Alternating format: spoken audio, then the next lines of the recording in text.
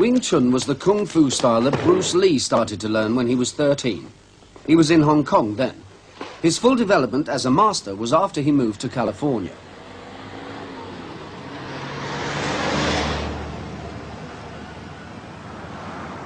It was in Los Angeles that he began his film career, and at the same time worked out his theories about the fighting arts. He taught many people, but he shared his deepest thoughts with very few. One man who worked closely with him still teaches Bruce Lee's approach to fighting in his Los Angeles gymnasium.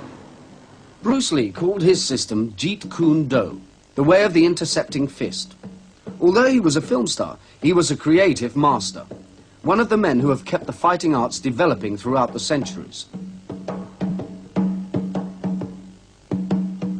Those men who worked closely with him consider that he was a genius. He made Dan Inosanto think again about all that he had been taught about the fighting arts. Dan Inosanto doesn't teach Bruce Lee's revolutionary theories to everybody.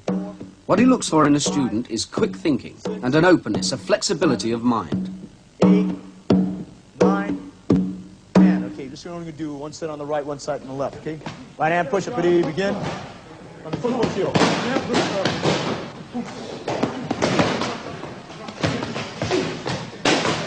Although Jeet Kune Do is based on Kung Fu, it uses many other techniques as well.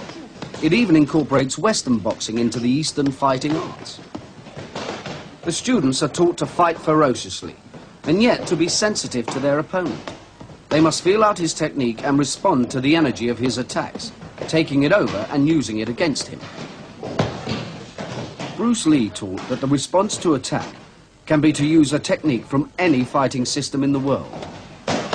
It's a combination of East and West, and there's neither Japanese or Chinese or Okinawan or Korean or Filipino or Indonesian, or which he also borrowed from French Savate quite heavily also. See? So it's just a combination that somebody had something to offer, and he wanted to blend it into what worked for him. So Jeet Kune Do, Bruce's art, is basically what works for that individual. And it still goes back to what we were talking about: research your own experience, absorb what is useful, and reject what is useless, and add specifically what is your own creation. Bruce never taught us forms, and we're probably the only non-classical Kung Fu style that has never been taught forms. And according to Bruce, if you taught forms, it wouldn't be the mechanics. Okay, if you notice a lot of Chinese sets, they'll go like this, right? And they'll go like this, or they'll go like this, and they'll go like this, and then they'll do it with the left hand, see? Bruce was against forms because you don't know what it's for. Why not just practice it like this? And break, then hit the groin and hit the face and hit, rather than practice it like this and not know what the meaning is for. For instance, if I go like this, why not practice? Rather do it in a set, why not practice what it's for? Rather than do it in a set like this, do it in a set like this, and the student doesn't know what he's doing, okay? The basics over here is that you have a front barrier and you have a rear barrier.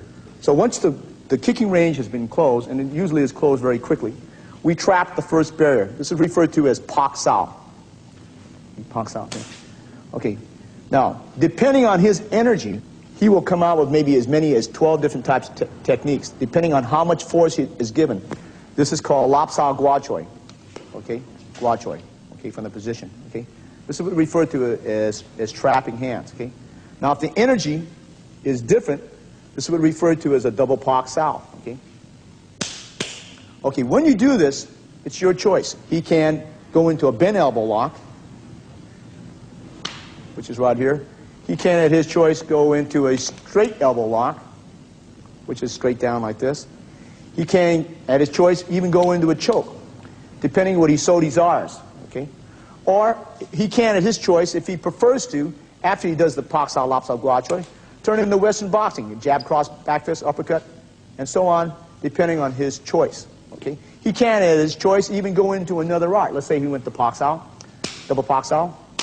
Okay, he can, at his choice, maybe go into a partial elbow lock, okay, hook his right hand over his head, go in the collie type of combinations, if you so desire, okay, with a knee to the head, okay. Now, let's say that I had a low reference point here. This is what they call a ping choi to gua choi, okay, from that position, okay. And he can, depending on his energy, right, go into lap sao gua choi from that position, okay. But this is the basis of it, see. There's not a lot of technique, because the technique goes by his sensitivity. Okay? Let's say he does a Paksao from this position here, and the hand is grabbed. Okay? He can wrist lock that arm, and he goes down. Okay? So it's not, is it grappling? Is it choking? It doesn't matter. You go according to the sensitivity he gives you.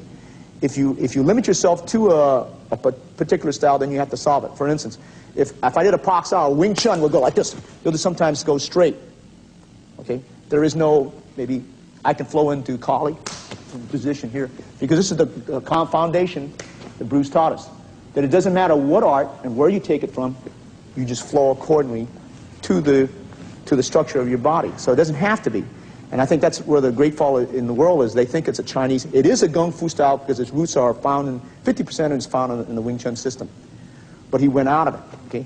There is not like the movies where you see the give me a hook kick and a cyclone kick. It is nothing something like this. Let's say we go like this, and this stuff that you would see, very seldom Bruce would use. In all the confrontations that I've seen Bruce, an actual confrontation, I've never seen him do any of this at all unless he's just playing around with the man. Okay? So all this high kicking and flashy kicking is usually out. For an example, right? This here, if he grabs my hand, Bruce would just go, stop. That's good enough. See?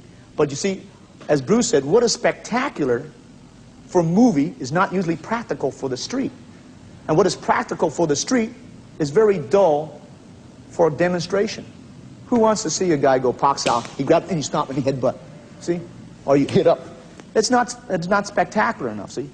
But now the spectacular stuff of this stuff here, it attracts the audience, right? But it's not where the art is at. Okay?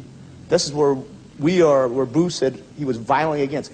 Bruce said that you had to have something between East and West. And I think in the Orient they tend to be over-secretive, over-flowery sometimes, and hiding a lot, see? If you're secure in your knowledge, you don't have to hide it. Why hide it? You can just bring it out.